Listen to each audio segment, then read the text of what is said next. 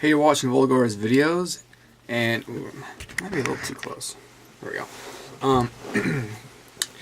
This is a beer I've had. I think I've had before, but then again, I'm not too sure. I don't remember, but I know I've seen a couple video reviews on YouTube, and if I've seen it somewhere, I've only seen it one place, or maybe one other place. So, yeah, Icehouse Edge. It seems like I've had this before, but I can't remember. I don't know. Yeah, I don't know if you've had those moments where you're like, it's 50% chance I've had it, 50% chance I have not had it. But it's like so many people that reviewed it said that, said things about it that it seems like I've had it. Anyways, yeah, I got this at local Albertsons. That's going out of business. Yeah, they don't give you any deductions. Even though it said 10% off, it was still $1.99 closeout price. I guess because it's already assailed and it doesn't deduct an extra 10%. Yeah, Albertsons sucks. I'm not gonna miss them. They had a fine bakery or deli. They had good chicken. That was the best part of fried chicken. So let's pour it up. Looks kind of yellow corn-esque colored. Alright. A lot of popping fizzing. Icehouse, 8%. It's almost got an amber yellow to it. But it's pretty clear and yellow. Yeah. I don't know. So I'll just set that down for 1 sec. There we go. Icehouse Edge with Milwaukee, Wisconsin, brewed by Miller. Alright. Cheers.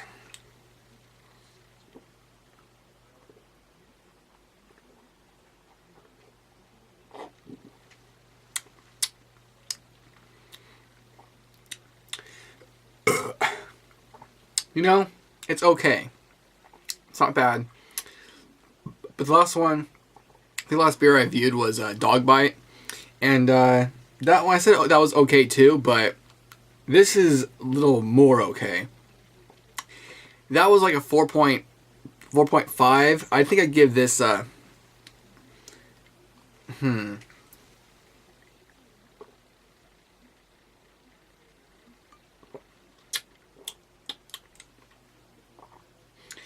8%, it's actually not that bad. Ugh.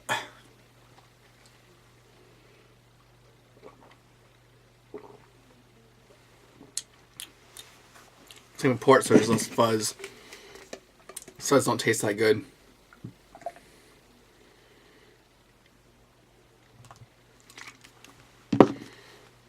Okay. This got a little bit of a head to it, some lacing. Icehouse Edge.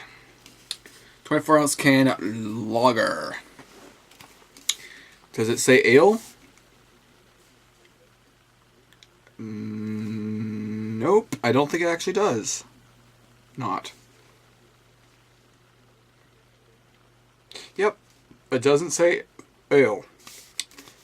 It's surprising because half the beers say ale on the side and contradict. Let's see, I have an example. Right here. Ale. High gravity. VSL. Very smooth lager. Yeah. Stupid regulations and whatnots. Alright, so for a Miller product, for a cheap beer, it's not overpriced. It's not expensive. It's not bad, but $2, I don't know if it's just $2 because it's from Albertsons and they overprice everything. I can't really think of an example off the top of my head. I know that everything's just more expensive. Yeah, I don't know. But yeah, now the head's kind of gone home. Well, there's still good lacing.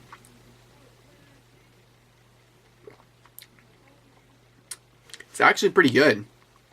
I think it's worth a solid 6.8. I think it's not. It doesn't give. It's not. It doesn't have that deep sweetness or high gravity slap. You know, or you know, if you ever had like a 211 or a Hurricane, the first time you take a sip, it's like, whoa. You know, it's very smack in your face with all the, not hops, but the malt, I guess, the malt and corn or whatever ingredient they use. Very strong. This, it just tastes like a typical Miller.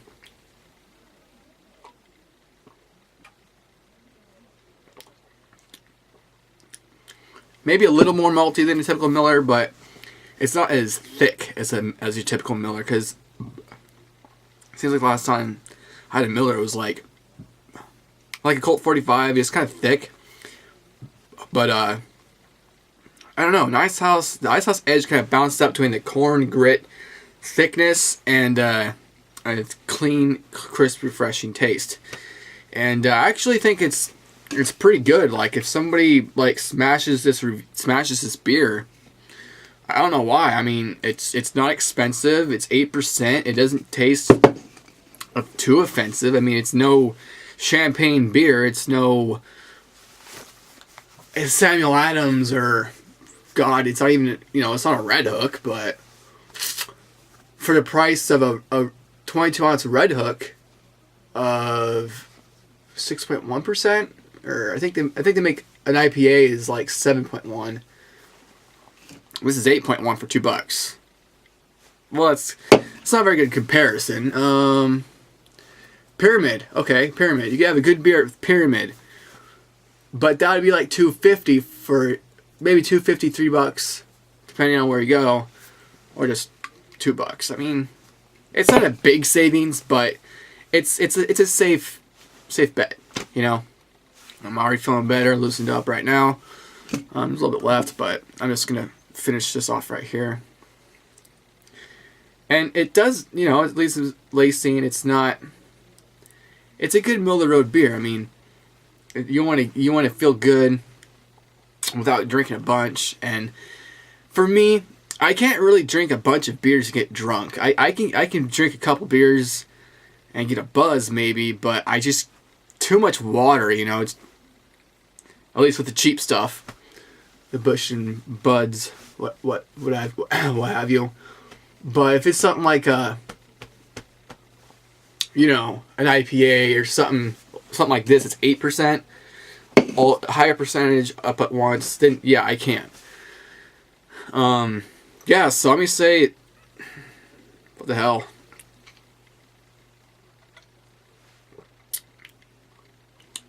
I think it's about a 6.97, you know, teetering on that 6.97. It has a little bit of that corn grit taste, like a Colt 45 or something like that, Miller.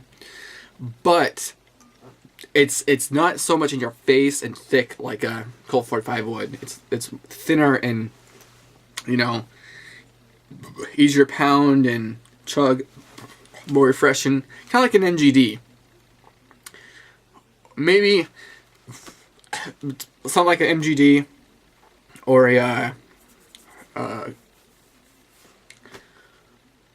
actually I would say Rolling Rock, but Rolling Rock is kind of not quite. So I don't know. I used to think, well, I don't know.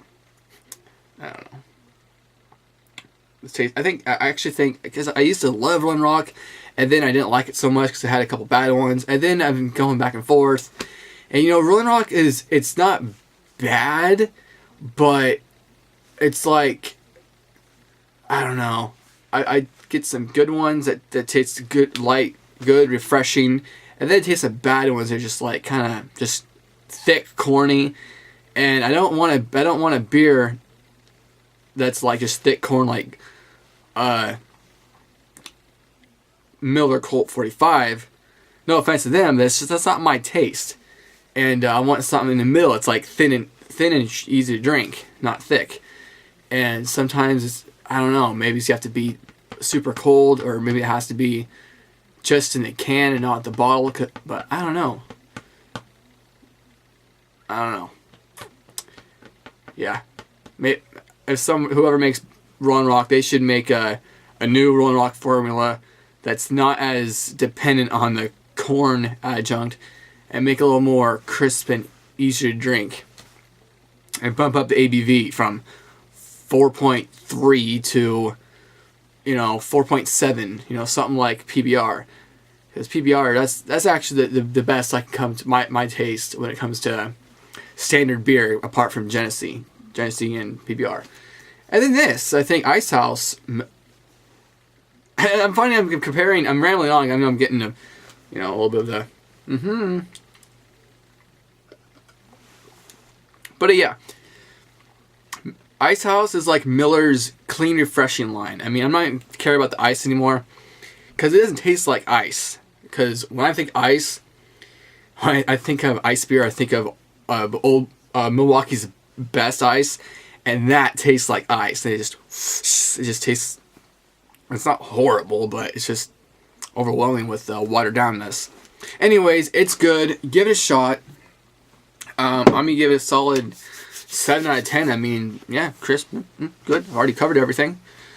And I can put it on my rack of other beer cans and bottles I've accumulated over the past couple minutes. No, not minutes. But wow. Anyways, this video's gone long enough. I do not want to make long videos, but yeah.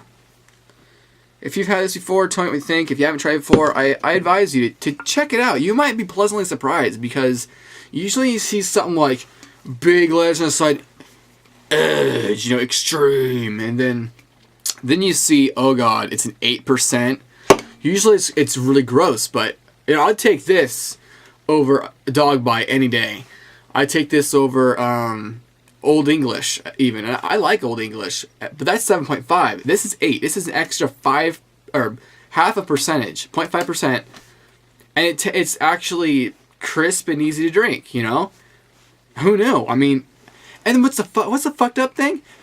The only place I can find this, they have a stack of like overflowing. They have the row on the fridge you open up. Like, you have the rows going back, all these beers, and they have like 5 stacked up on top in this little fridge of 1 by 1 in a row, and they have like 5 or 6 stacked up on top of it. And that's the only place I've seen this. So maybe I'll go back and get another one, or I don't know. It's not a huge deal. It's not the best beer I've ever had, but it seems to me like the biggest surprise I've had for beer.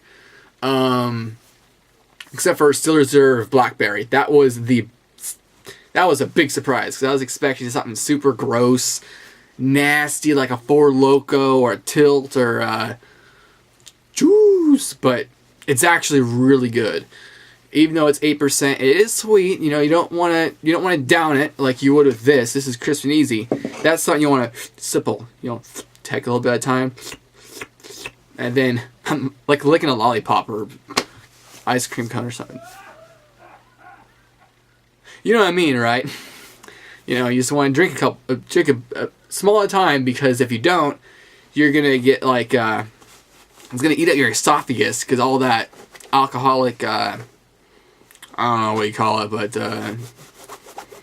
too much at a time is too sweet. Yeah, right. I'm done. Check out my next video and my other videos, and whatever. Goodbye.